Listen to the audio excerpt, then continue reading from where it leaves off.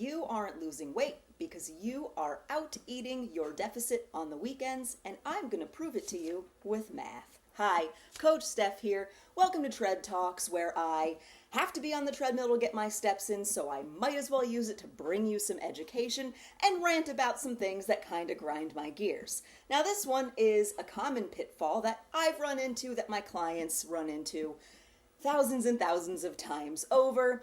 And it's not necessarily that it grinds my gears, it's that I have found as a coach that a lot of people just don't really grasp that fat loss comes down to math, right? We really have to be in an actual calorie deficit to see fat loss, but we have to be in a good enough deficit where water gain doesn't outpace that rate of loss, making it look like we're not losing at all.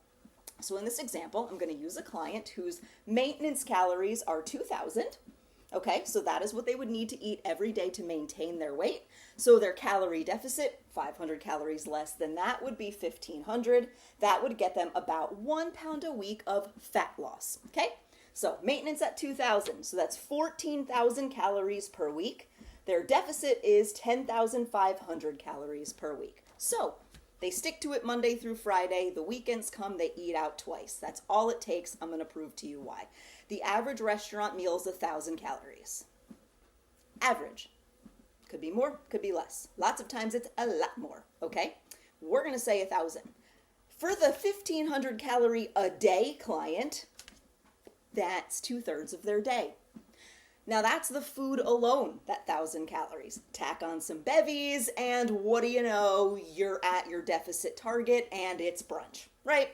We've all been there. We have to go out. We have to enjoy life, but we can't gaslight ourselves into thinking that our 1,500 calorie meal plus drinks is actually only 500 calories. But that's what we do, right?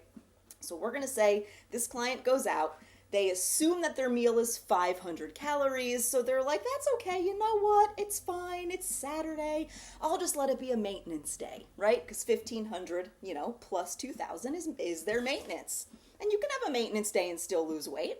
It'll be a little bit less, but sure, you can mathematically, right? But they forgot their drinks, and they forgot those extra bites, and it really wasn't a 500 calorie meal to begin with, so best case scenario, they ate 2,500 calories that day, right? And then they did it again on Sunday. So using that example, they're in a deficit Monday through Friday, okay? And that is 7,500 calories consumed, okay? But then they consume 5,000 on the weekends. So now they're at 12,700, which is a mild deficit. So in a mild deficit, you're going to lose a half a pound a week of fat. Cool. I can have 5,000 calories on the weekend and still lose weight. Sick, right? Wrong. Because water weight. When you eat really light and in a diet or deficit all week long, you're consuming less carbs than normal. You're moving. You're on your treadmill. You're drinking your coffee, water, Diet Cokes, your 0-calorie beverages. You're not hanging on to water. Then you go and have, fries and all the good stuff and alcohol that brings water, etc. So yeah, you lost a half a pound a week of fat still, absolutely, but the scale's up 3 pounds because of all the water you've retained. Now you think it didn't work. Now you think all that effort you put in Monday through Friday was for nothing and you quit, okay? Or you beat yourself up and you try to lower your deficit through the week. And that doesn't work either. It leaves you hungrier and then you go overboard, okay? Scenario 2 I want to show you is where the exact same scenario, but the person also maybe goes out to dinner on a Friday night or has some drinks on a Friday night. So their Friday night ends up at 2,000 calories with Saturday and Sunday still being 2,500. So you can see in that example, Monday through Thursday, they've consumed 6,000, but now on the weekend, they're consuming 7,000 between Friday, Saturday, and Sunday, okay? They're at 13,000. Remember what their maintenance was? Oh yeah, 14,000. So now they're at maintenance. And they're not only at maintenance, they're at maintenance plus water. So now they're up a couple more pounds on the scale, and they're really tempted to quit, okay? So this is how easy it is to figure out what you're doing if you track your food. But we can't track restaurant food, so what the heck do we do? Because I'm not just gonna hop on here on my treadmill and yell at you. I'm gonna give you help, okay? I'm a nice person, truthfully, despite being a Capricorn. What you're going to do is be honest with yourself about these restaurant meals, okay? You're going to know that there are 1,000 calories just for your food, and you're going to know your drinks are separate. Drinks, interestingly, can be easier to track if you are just getting like a beer or a glass of wine or like a mixed drink. We know the calories and things like that, and we can actually pretty accurately track those. So that's step one. You're going to learn how to do that. If you don't know how to do that, ask me, let me know. Sign up for a month of coaching. I can help you. I can teach you.